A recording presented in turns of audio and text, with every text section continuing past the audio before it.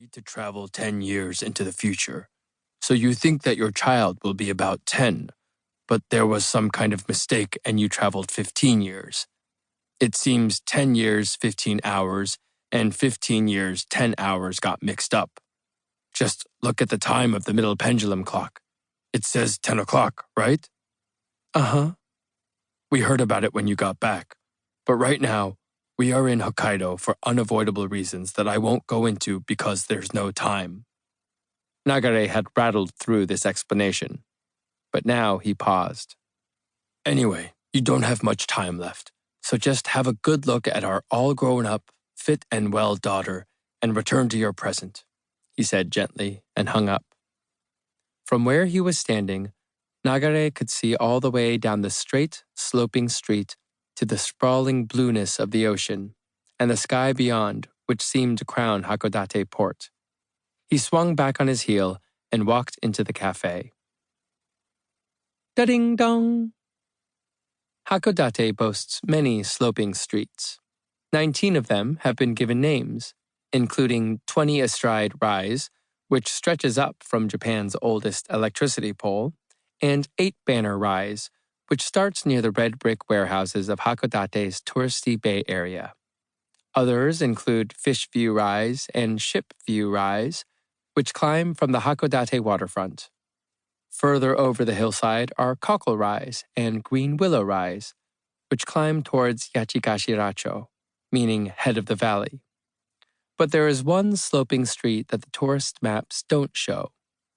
Locals refer to it as No Name Rise.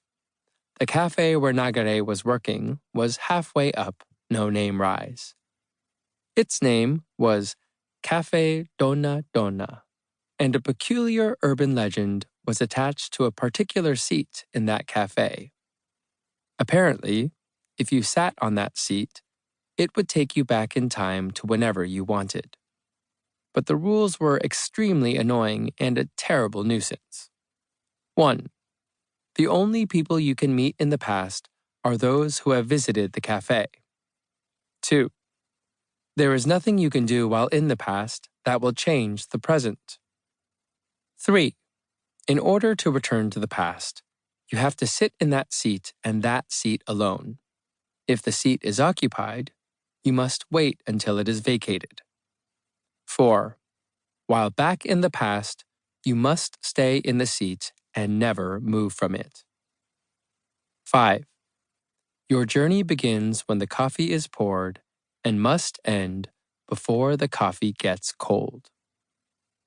The annoying rules don't end there either.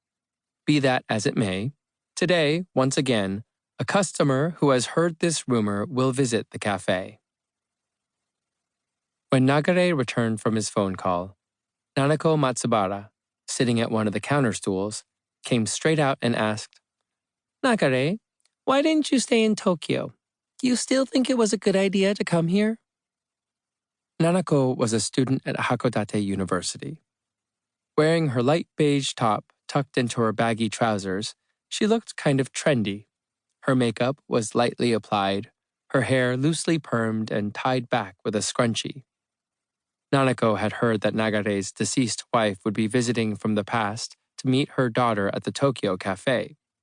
Considering it was a one-time-only chance to meet the wife he had not seen for 14 years, Nanako thought it was strange Nagare decided to greet her over the phone rather than see her in person.